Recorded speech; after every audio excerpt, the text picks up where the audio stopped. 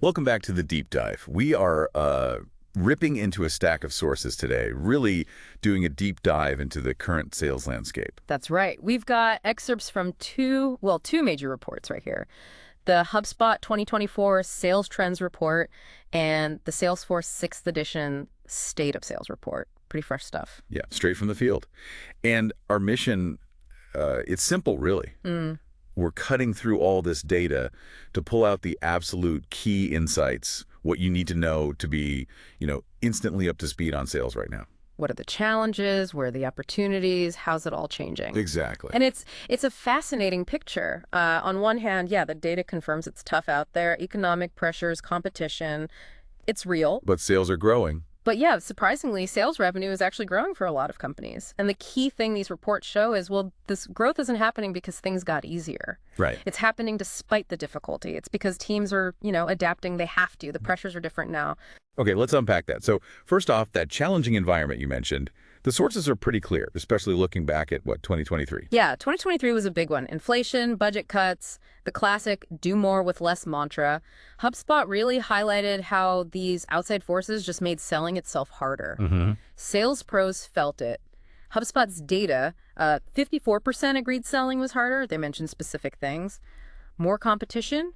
It's harder to get to decision makers. Sometimes lead quality isn't great. And deal cycles. They're getting longer. Definitely not a walk in the park. No. But here's where it gets kind of weird, right? Yeah. A bit paradoxical. Despite all that, HubSpot says most sales pros are still meeting or even beating their goals. Right. And Salesforce found that, get this, 79% of sales teams actually increased revenue last year. 79%. So sales are growing. This is where you got to look closer, though, because while the company revenue is up, Salesforce points out a big issue for individual reps. Okay. 67% of reps don't actually expect to hit their quota this year, and 84% missed it last year. 84% missed quota. Wow. Yeah, so company revenue is climbing, but individual reps are struggling to keep up. It kind of suggests maybe the goals are outpacing attainment, or maybe how that revenue is being generated. It's just different now. And maybe part of it is just how reps spend their day. Both reports really hit this hard. It's a recurring theme, isn't it? Yeah. Reps spending so little time actually selling. Oh, absolutely. HubSpot puts it around, 33%? Salesforce says 30%. And that number, it hasn't really budged much over the years. It's kind of shocking. So where's the other 70% going? That's the productivity killer. 70% is non-selling stuff. We're talking manual data entry, loads of admin, generating quotes, endless internal meetings. Yeah. I mean, it's part of the job, sure, but it pulls them away from actually talking to prospects, engaging with customers, the high-value work. Which leads us straight into the next really big shift these reports talk about. Yeah. The buyer. They're not just a bit more clued in, they're fundamentally different. Totally different. HubSpot found, I think it was 96%. Yeah, 96% of buyers do research before they even think about talking to a rep. 96%. And maybe even wilder, 71% prefer doing that research on their own. Like solo, they don't necessarily want to talk to a salesperson right away. So they're using everything. Websites, reviews. Everything. Even AI tools now, apparently, to compare products and options before a human ever gets involved. Okay, so if buyers show up knowing a lot already, and they kind of prefer self-service for the basics, what does that mean for the sales rep? Just listing features seems, pointless. Completely obsolete, yeah. The reports really emphasize this. Reps can't just be feature lists anymore. They need to be consultants, trusted partners. Right. The value shifts. It's not about giving basic info anymore. It's about tailored use cases, showing the specific ROI for that buyer situation, having deeper, more personalized chats. The buyer knows the what. They need the rep for the how does this fix my specific problem. And this self-serve thing, it's not just B2C anymore, right? It's big in B2B now, too. Oh, yeah, big time. Companies are actively offering ways for businesses to buy without talking to anyone first. HubSpot's data shows 64% of B2B pros offer self-serve options. And is it working? Apparently, yes. 85% say it's effective, and 52% say their B2B customers are actually using these tools more than they used to. So things like what? Recorded demos, free trials. Exactly. Pre-recorded demos, free trials, customer stories, user reviews, chatbots, all that stuff. It lets buyers move at their own pace, which fits with that preference for doing their own digging first. But here's the kicker, right? The Salesforce report found this disconnect. Even though buyers are so informed, 59% of business buyers feel like reps often just don't get their unique goals. This is the huge missed opportunity. It tells you everything. Buyers can find tech specs online, sure, but that deeper understanding, their specific challenges, what they're trying to achieve, that's often still missing from the human chat. And the flip side is massive. 86% of business buyers are more likely to buy when the vendor does get their goals. 86%. It just screams that personalized, insightful human connection is actually more valuable now, precisely because the basic info is easy to get. Sales isn't dead. Its value has just shifted, dramatically. Okay, shifting gears slightly. Let's talk tech as an accelerator. AI comes up constantly in both reports. It seems like the big trend. Oh, it's huge. And it's not just talk anymore. Adoption is happening fast. Salesforce says 81% of sales teams are either investing in or already using AI. HubSpot sees the same thing. It's here. It's impacting daily work. So how is it actually helping sales folks deal with this tougher, faster world and these informed buyers? Well, the most immediate thing is efficiency. AI tools are tackling that 70% non-selling time problem head on. Right, the admin stuff. Exactly. HubSpot reckons AI can save reps up to 2 hours a day on manual tasks. 2 hours a day? Yeah. I mean, imagine getting 2 hours back just for selling, for talking to customers. That's massive. No kidding. What else? Personalization, which, as we just discussed, is critical now. AI helps reps use customer data to tailor recommendations, craft really relevant messages, even draft personalized emails or talking points. So it helps them sound less generic. Precisely. Dharmesh Shah from HubSpot talks about using these large language models with deep customer data to create messages that actually connect, that aren't just boilerplate outreach. Interesting. You mentioned data. AI helps with data quality too. Seems a bit backward. It does, surprisingly. Salesforce actually lists improving data quality and accuracy as a top benefit of AI. It can help pull together fragmented info, give reps a cleaner view of their customers. Okay, that makes sense.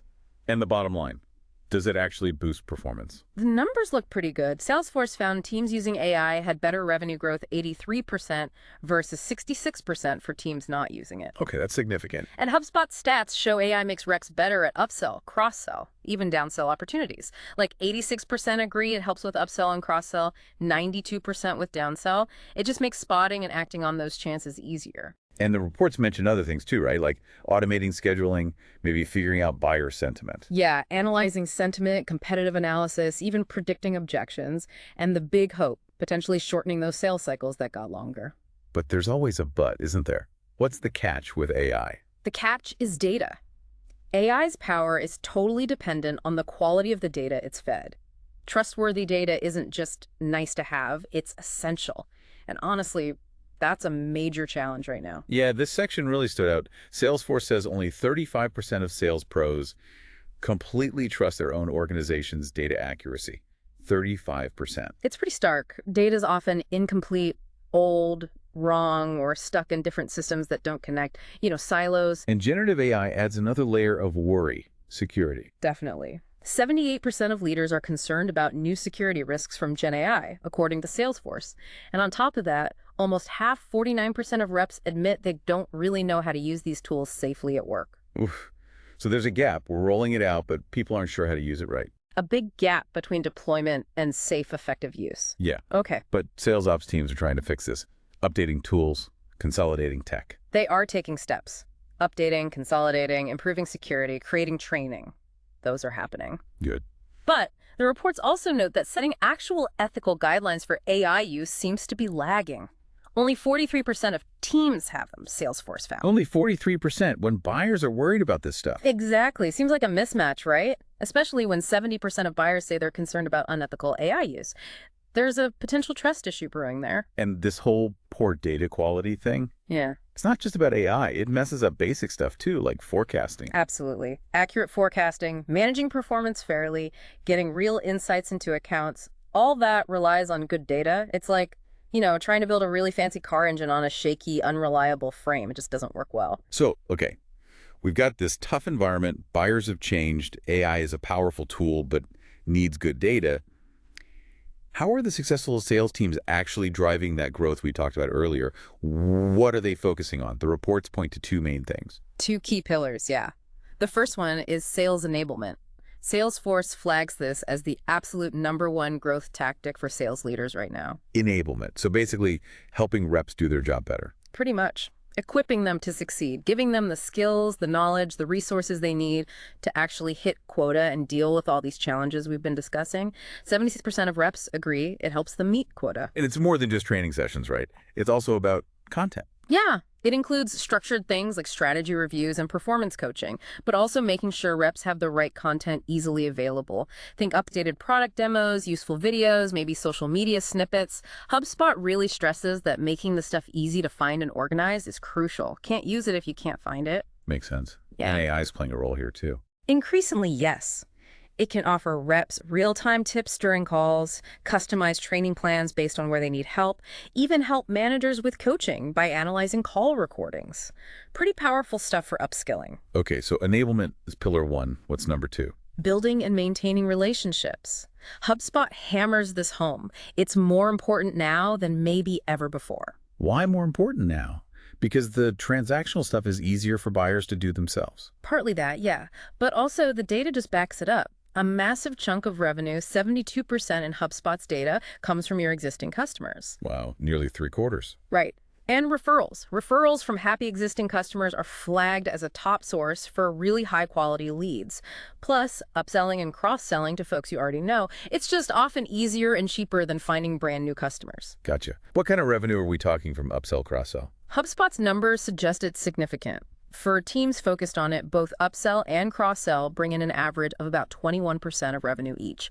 That adds up. Definitely. So how do the reports say you should actually nurture these relationships effectively today? Well, it's not just about calling them when their renewal is due anymore. Right. Strategies include, regular check-ins, proactively reaching out, using the channels they prefer. Tailoring conversations really deeply, AI can help prep you with their history and suggest tone. Taking a genuinely consultative approach, like helping them solve problems before they even ask, and importantly, celebrating their wins with them. So being more of a partner. Exactly. Dan Tyrer from HubSpot suggests things like quarterly check-ins, using NPS surveys, and always asking for referrals. Adarsh Narona, also HubSpot, talks about needing empathy, especially in tough times, being kind of a friend, not just a vendor. Okay, beyond enablement and relationships, what about just optimizing the sales engine itself? The tech stack, the people. Reports mention tech stack complexity. Too many tools. Oh, yeah. Big issue. Companies are using, on average, over 200 different tools, according to HubSpot. 200? How do reps even manage that? Well, that's the problem. It creates massive inefficiency. It forces reps into that admin time sink we discussed, and it leads to messy data because nothing talks to each other properly. So the trend is less is more. Definitely. Trimming down, consolidating onto fewer, more integrated platforms. That's the clear direction in both reports. And get more efficiency, free up rep time, get better data. It all connects. Exactly. HubSpot even shared a case study, Ceros. They saw big improvements in prospecting and deal generation after they streamlined their tech onto one platform. It works. And the people side, the workforce. Yeah. Hybrid seems to be a thing now. Very much so. HubSpot found 71% of U.S. reps are hybrid. And interestingly, it actually seems to be the most effective model. More effective than fully remote or fully in office. Yeah. According to HubSpot's study, hybrid teams were 28% more likely to beat their goals compared to the other two models. Huh. Okay. So how do you make hybrid work well? What do the reports suggest? It needs to be intentional. Things like having scheduled all-in days where everyone comes in. Blending physical and digital communication thoughtfully. Being really transparent. Using regular stand-ups. Investing in good collaboration tech. And consciously fostering those social connections, even if people aren't always physically together. And keeping good salespeople is always key. Retention. Is it getting better? Slightly better, yeah. Salesforce data shows average turnover dropped from about 25% in 2022 down to 18% now. And pay is going up too. 81% of pros said their compensation increased. That's positive. It is, but the reports warn that retention is still fragile. Pay is huge. Obviously, 64% would leave for a similar job with better pay, Salesforce found. But it's not just pay. What else matters? Career advancement opportunities are a major reason people look elsewhere. So companies need clear growth paths. They also need good leadership, clear direction, and a strong culture. HubSpot emphasizes trust, collaboration, transparency. That stuff really matters for keeping people. Okay, so pulling all these different threads together now, the challenges, the buyer shifts, AI, data, enablement, relationships, optimizing tech, and people. What are sales leaders actually prioritizing right now to move forward? What are the top tactics? Salesforce lays out the top growth tactics pretty clearly. Number one, overwhelmingly, is improving sales enablement and training. Equipping the reps is just paramount. Makes sense, given everything we've discussed. Totally. After that comes targeting new markets, refining their product offerings to better fit needs, and then critically improving and modernizing how they use their tools and technologies. So it's a mix of people, strategy, product, and tech. Exactly. It's a holistic approach. Wow, that was a really thorough deep dive. We covered a lot of ground there. We really did. I mean, you see this picture emerge, right? Sales teams are navigating this genuinely tough climate, but they are finding growth. How? By adapting to these incredibly informed, self-sufficient buyers. Right, and by using AI strategically. Using AI for efficiency, for personalization, but also grappling with the fact that it needs clean, trustworthy data to actually work well. That data foundation is critical. And focusing on the fundamentals, too. Absolutely. Investing in their people through solid enablement, doubling down on those authentic customer relationships, because that's where so much value lies now, and making sure the whole operation runs smoothly with smart tech choices and good workforce strategies. So hopefully you listening now have a much clearer view into the key trends and strategies that are shaping the sales world straight from the data. Yeah, you've got the inside track. And maybe as you think about all this, here's a final thought to chew on. In a world where AI can crunch the data, automate the routine tasks, and buyers can find basic info themselves, how do you maximize the uniquely human element of selling? You know, building real trust, showing genuine empathy, delivering that kind of tailored insight that tech alone just can't replicate. What does that mean for where you need to focus your own time and energy? Definitely something to think about. Thanks for joining us for this deep dive.